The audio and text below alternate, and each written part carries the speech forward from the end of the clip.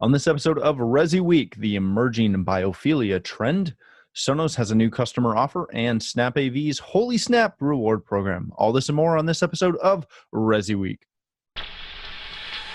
The network for the AV industry. What are you listening to? This is AV. This is AVNation. This is AVNation. This is ResiWeek, episode 163, Change the Name. Support for AVNation is brought to you by Crestron. Welcome to ResiWeek. This is your weekly wrap-up of all the latest news and stories for the residential AV industry. I'm your host, Matt D. Scott for AVNation.tv, and today I'm pleased to be joined by Mitchell Klein. He's the Executive Director of the Z-Wave Alliance. How you doing, my friend? Doing awesome. Great to be back, and happy spring to all of your viewers, listeners, and participants. It actually feels like spring to me. It is coming, yeah. It's on its way. That's what they keep telling me. And we have a first-timer for this show, I believe, Michael Braithwaite. He is the Chief Technology Officer at Screen Innovations. How are you, sir? Doing great. How you doing, Matt? Doing fantastic. Thank you, gentlemen, so much for being here. And we're going to quickly send our best wishes to our good friend, Stephen Bronner. He was supposed to be on today, and he sprained his wrist. So he is driving back from the ER as we record this. Good story. Okay, we'll go with that for now. We'll go with that. I'm not going to, debate it yet because he's not here. And it's more fun when he's here. So let's jump into our first story of the day. This comes to us from the one and only Julie Jacobson. Biophilia and the reason smart home pros can own the wellness category. If you haven't read this story, that's available on CE Pro. Biophilia is this kind of brand new concept of the love of living things that is starting to take over the smart home and the essentially the home technology market.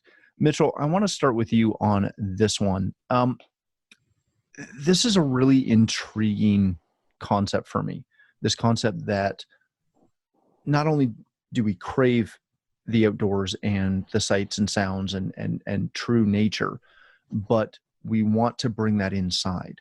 When you look at this and when you read through this story, I understand that there's science to this, and I get that. I understand circadian rhythm. I understand that when I've been really busy, traveling like crazy, especially here where it's winter and you can't get outside that much, when spring comes and you finally go outside, you instantly feel energized. You instantly feel better. But when we try to bring this inside and, again, bring the outdoors in from a technology standpoint, again, I get the science, but is this really a real thing? Okay, first of all, let's talk about the name. We kind of joked about that earlier. Biophilia, we got to come up with a different name for that, but I digress. And marketing was sleeping on that one. Oh man, but the bio part is pretty cool. So, I mean, listen, the science fiction writers have been writing about this for a long, long time. Whether they were onto something or they were on something, either or, it's kind of like these types of predictions is what forces people to look into development and research. So it's a good thing. And, we talk about holodeck from Star Trek and whomever else you want to, relate to on the science side. But it's very true. And anyone that has worked in a circadian rhythm perspective or tried to understand lighting can see where that works. And I did that at home where I switched out my light bulbs because I always like the warm light bulb, and I just switched out the light bulbs to the daylight light bulbs, which I don't like that artificial light. You know what? When I work from home, I just don't get tired like I used to. And I'm not changing anything else in my routine. I just changed the bulb. So that little tiny piece of it says, yeah, there's really something to that. We already know in terms of the type of food you eat, the impact that has. We already know the importance of good air quality. So when you put all of that together, there's no question. There's logic and science behind all of this. And in terms of Julie's, for the integrators, she's dead on with that. There is a very significant opportunity because we're the folks in the home, and there may be individual technologies that people can do themselves. An electrician can put in a dimmer or what have you. But we can kind of touch all the different aspects of what goes on in the home. So I think it's huge, absolutely huge. Pay attention to it, but rename it first. Very good. Michael, when you read through this, when you look at this, obviously, as Mitchell alluded to, once you get beyond lighting, there's a wealth of opportunity there. And, Julie through the story kind of went through, playing nature sounds, adding that into a display that looks like a window and is synced to those nature sounds. How complicated is it to make something like that happen when you're not just triggering an event, but you're triggering an event and playing a source as well? Is that something, obviously this is stuff that we as home technology integrators can do, but is that something that your average, your standard HTP is capable of doing? I'd say that it's not the average. It's not that it's outside the realm of what dealers have done. In the past, they didn't have that fancy name for it, but in the past, they would use names like layering, or the layering of audio. And think about, right now with the popularity of cameras, right, where you have door cameras and exterior cameras and all of that. Most of those didn't have sound with them, but some of them did in the early, even on some of the early cameras. And it was highly unusual that people used the sound, but the folks that were doing a distributed audio system and they had that in the background, there were plenty of clients that, some of these homes, some of these projects are in very beautiful locations, very plush locations where there's lots of animals and birds or creeks and things like that. And so if you've ever actually had that where you're bringing the outside sound inside, even as a background level, or even layered with other things that are playing, it is a pretty interesting, and it changes the dynamic on the inside. The last question I wanted to ask before we leave this topic is this just a niche market, or is this like micro niche? Oh, no question, it's a niche market. I mean, but fortunately, CD installers, that's kind of the markets that we all address. It's a small niche market, and it will grow. And the other thing is we see the development of personal health devices and a parallel thing with sensors and sensor technology. All these things are converging, so that niche, whatever that size is, will absolutely grow. And if you're listening to this, you integrators, get on it, study it, do it. Yeah, it's a huge opportunity.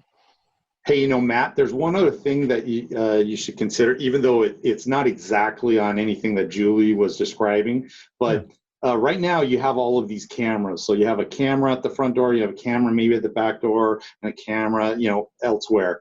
And they're different pieces of that property. If you remember back when the very first cameras in cars, like rear view cameras in cars, where it was just that one camera view, and then they exploded into a 360 of the whole vehicle. I think you're going to see that next, where you have all these camera views that are stitched together, and now you're seeing a 360 view of the entire home. And that, again, it's not anything that Julie was talking about, but it's along those same lines. Yeah, it's a really cool concept. I look forward to seeing that. All right, gentlemen, let's move on to our next story of the day. This comes to us from Residential Systems and my good friend Henry Clifford. The new Sonos offer might rub dealers the wrong way. If you have been paying attention, Sonos recently launched a new program called the Sonos New Owner Offer. He knew about this, Henry did, because he got an email on March 5th with all the details, as I did as well, being a Sonos dealer too. What it does is it reaches out an offer that they've offered their clients, where if you purchased a new Sonos player this past year and you're a new customer and you purchase another one within 90 days, they'll give you a 20% off that new product going forward. This is one of those things that, seems to have rubbed a lot of dealers the wrong way.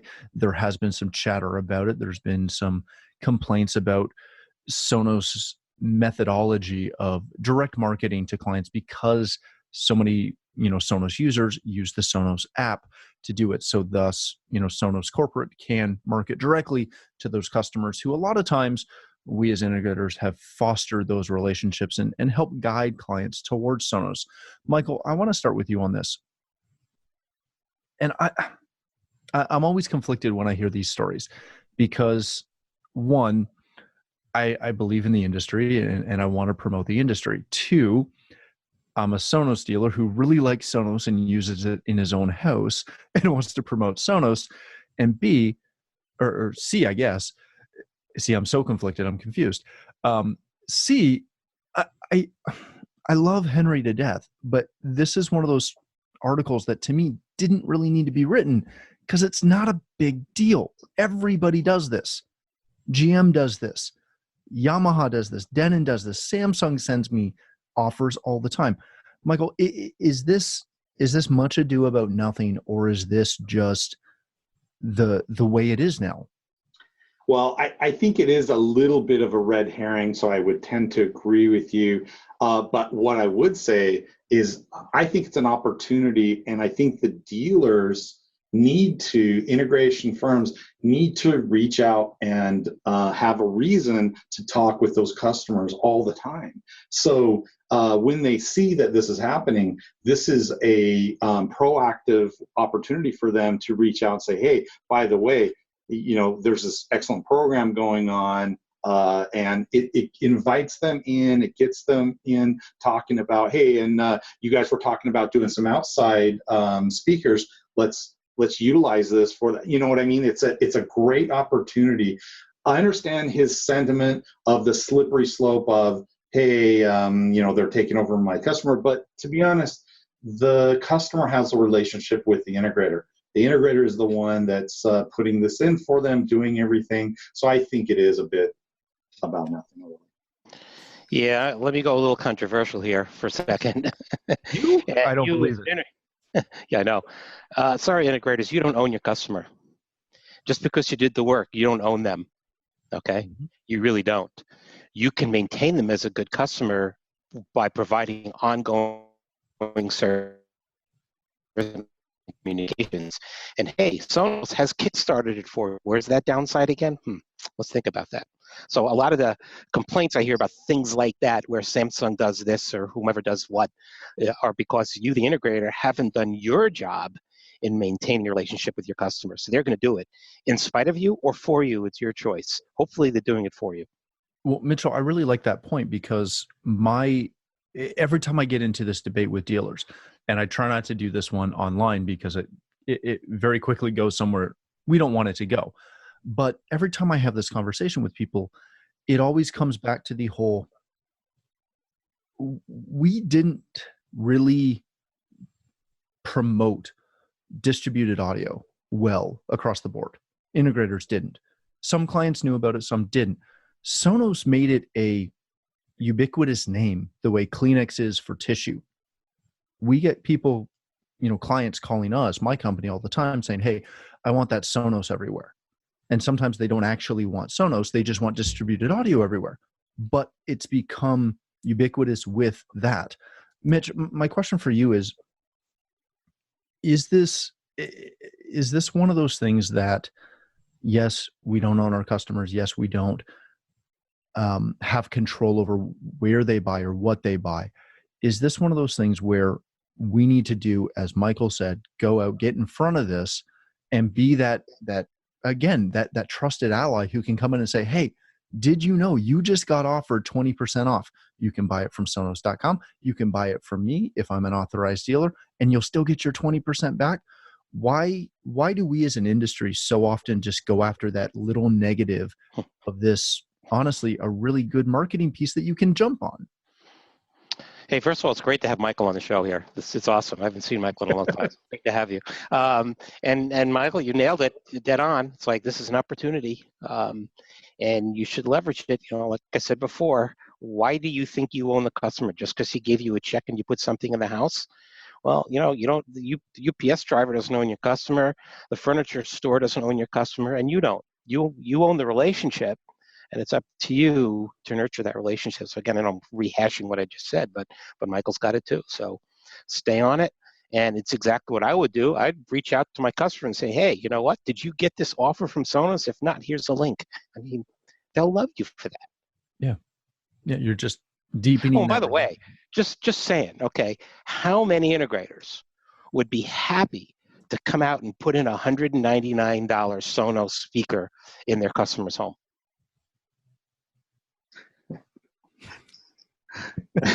All of them, but yeah, it's great. And the best part is you can do it in 10 minutes. Well, by the way, that'll be a $200 service call for that $200. Let me push back on that. So I agree that a dealer might not get excited about a $199 speaker. However, when I am out there with that $199 speaker, then if you can't upsell from that and sell other things that go around that, like, other pieces that go in that, then, you've lost that opportunity. Customers, even though I agree with my esteemed colleague Mitchell, that you don't own the customer, but what I will say is the customer, you do know the customer's house. You know how it's wired. You know what could be wired. You know how things are laid out. And as good as Sonos or anyone with a huge marketing dollars to put this effort out there, which is more than what all the CD dealers can do combined, right? So that high tide rises all ships. So great, I'm going to go out, I'm going to put in the $199, but also we're going to update your sub in another room, or we're going to do, and that's why I'm saying I think it's a missed opportunity if they look at that the wrong way. It's a reason to be in front of your customer, and it's a reason to help them. That is a fantastic point, because one of the biggest things I learned years ago from a Lutron trainer was you take every opportunity to get in front of your customer. And, my company's done those, here's a Sonos Play 1 that we're going to come out and install for you. And my techs always give me a hard time. And it's like, one, you're getting in front of them. So put on a good face and they'll have us back. But two, I've never had a Sonos customer who bought one speaker and never bought another one. Exactly. Or camera. Or anything. Like, think about it. All the stuff that you're there, you're not going to leave that. If you leave that project and you only sold the $199, there's something wrong with what you have or with them. So, very good. All right, gentlemen, let's go on to our next story of the day. This comes to us from avnetwork.com. SnapAV launches Holy Snap rewards program. Sorry, I had to do it in that voice. Dealers can earn rewards based on purchasing in new SnapAV product categories. Mitchell, I want to start with you on this one. This is a program that naively, being in Canada where we're not direct SnapAV dealers, I had no idea this existed. I had no idea they had a huge referral program, a huge partner program in the past. So I was very surprised when they brought it back because I didn't know they had it to begin with. When I look through this, the program seems really awesome, like quite phenomenal. Why is it that this is something that in many other industries, spiffs and manufacturer-based incentives are gigantic? Why is it that in the residential AV space, this is such a uncommon thing? Well, actually, the way that this has typically been done by the manufacturers when I was an integrator was it wasn't a reward, it was a penalty. It was like, well, you know what? Now I have a lighting line. And by the way, if you don't support my lighting line, we're going to cut your margins by. So generally speaking, in our industry, that type of thing is done with a very big hammer and a threat. Mm-hmm. And why? I don't know. I think that what Snap's doing, it's not innovative. It's not unique. but damn, why isn't anyone else doing it? Maybe it is innovative and unique for this particular channel. It's awesome. They're doing the right thing. They're saying, hey, play with us and get rewards, or don't play with us and don't get rewards. Yeah, it's fantastic. Penalizing you for not playing with it. We love it. Michael, when you look at this, this is the thing that really caught my eye with this was that they're using this to try and get dealers. They're not only thanking them for their loyalty, but they're using it to get dealers to try product categories that they currently haven't tried. So the complete opposite to what Mitchell was just talking about, where, hey, we've got line A and we've got line B. You have never bought line B.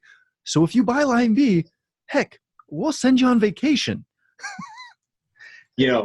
It's kind of a nice, what Mitchell said is true, because a lot of the old school companies, they have the bullying techniques, basically, of I have line A, B, and C, and if you don't buy A and C, then you can't buy B.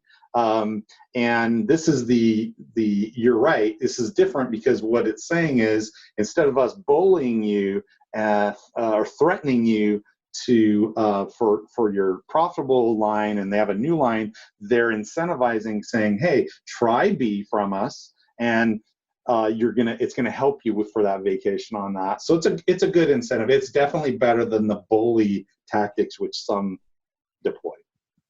Very good. All right, gentlemen, let's very quickly hit the last story of the day. This comes to us from a Residential Tech Today. IntelliVision has a new patent that is enabling video analytics services. IntelliVision, who, if you didn't know, is a subsidiary of Nortec, just received a patent that's allowing essentially their cameras and video surveillance systems to connect to a scalable cloud system to recognize an event, upload that data from the camera to the cloud server, and allow retrieval of the event data to the end user from smartphone and multiple other things. Michael, I want to start with you on this. This is, I had a little bit of trouble with this one, specifically because when I look at this, I seem to be missing the big deal. Maybe it's because I'm a little slower today. Maybe it's because spring has started and I'm not really got my head in the game. But you're not subscribing to biophilia. No, not yet. Not today. What am I missing here? What are they doing? What is IntelliVision doing here that others aren't? Well, the premise of your question is the reason that folks like Mark Cuban and so forth hate patents, and that is that everything is so obvious, and that aspect to it. This particular one in the article is what's called a continuation in part, which was from a previous patent that has gone abandoned.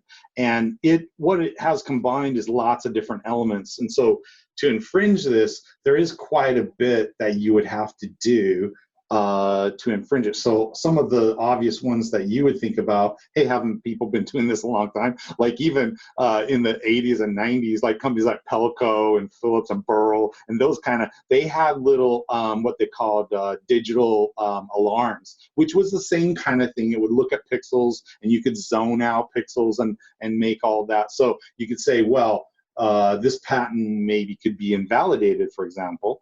That's something that some people would look at. However, because it's a continuation in part, they added quite a bit into the elements, and it's tough to say that a lot of people are infringing this the exact way that it's written. Very good. Mitchell, I'll give you the last word on this.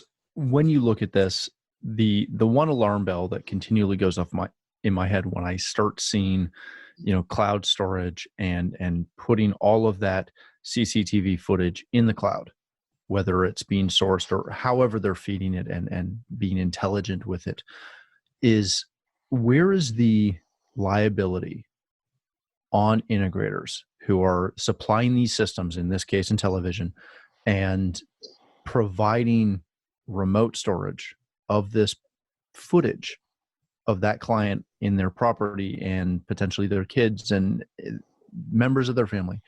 Where's the liability in ensuring that this system that you've supplied through IntelliVision is secure? Wow. I'm not a legal expert, and when you talk about liability, one thing, Nortec is a board member, 8 things. Okay, you get that on the record. Okay. In terms of the liability, we all know what happens is that should there be an issue, they go after the money. Nortec's got the money. If you are a dealer for the Nortec product, Nortec will give you guidance, and let me strongly suggest you follow that guidance. You follow what they tell you you can and cannot do. If a customer asks you to do something that's on the you cannot do, don't do it. These are pretty simple things to follow as an integrator. And again, just work with Nortec on this thing, and I think you'll be fine. If they're really not coming after Nortec in terms of liabilities. But again, I'm not the legal expert. You may want to consult someone who could better answer that piece of it. That was very good. Well, Matt, can I add anything on that? Yeah. So one thing that I would say is that privacy concerns should be at the utmost top of everyone's at least radar and concern. And one thing that you should consider is, even though Nortec is or any brand is the one that's manufacturing this, because you deployed it into the project, you technically are the one causing the infringement. They'll go after they go after you, they will go after Nortec as well, because in order for you to infringe, you had to be supplied the product that infringed on those claim elements, which is their product.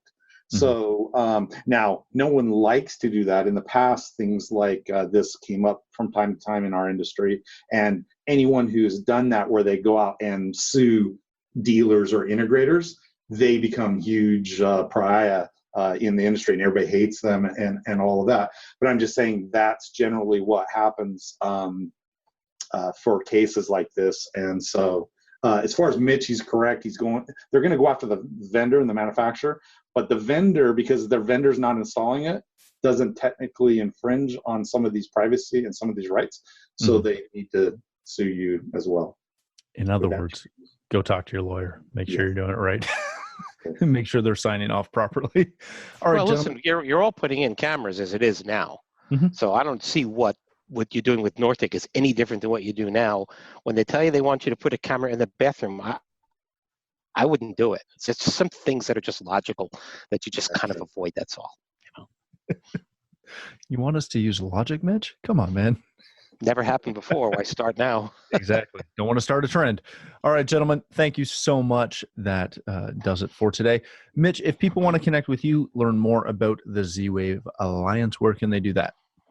Just, come right at me and go mitch@zwavealliance.org, or you can always tweet at Mitchell_Klein. Then you'll hear more than you want to hear. Excellent. Thank you so much. Michael, thank you so much for being here today. If people want to connect with you, learn more about Screen Innovations, where can they do that? Mike at screeninnovations.com. And if anyone's going to InfoCon this year down in Orlando on June the 12th at about 1 o'clock, I think. 1 o'clock, I'm teaching a class about the new revision of PoE, which is called PoE BT. It's a 100-watt version of PoE. If you want to learn all kinds of cool stuff about what you can do with that on an AV system, come down and attend that class. That sounds. Hey, I hope to see you there, Mike. Absolutely. I'll look for see everybody there. It's going to be a good show. For myself, if you'd like to connect with me, you can find me on Twitter at Matt D. Scott and pretty much every other social platform. But more importantly, please stop by AVNation.tv, where you'll find this show as well as a wide variety of our other shows with all the verticals that we cover. When you visit our website, please take a moment to check out our supporters. We are extremely thankful for their support and ask that you support them as well. Thanks again for watching. That's all the time we have for this episode of ResiWeek.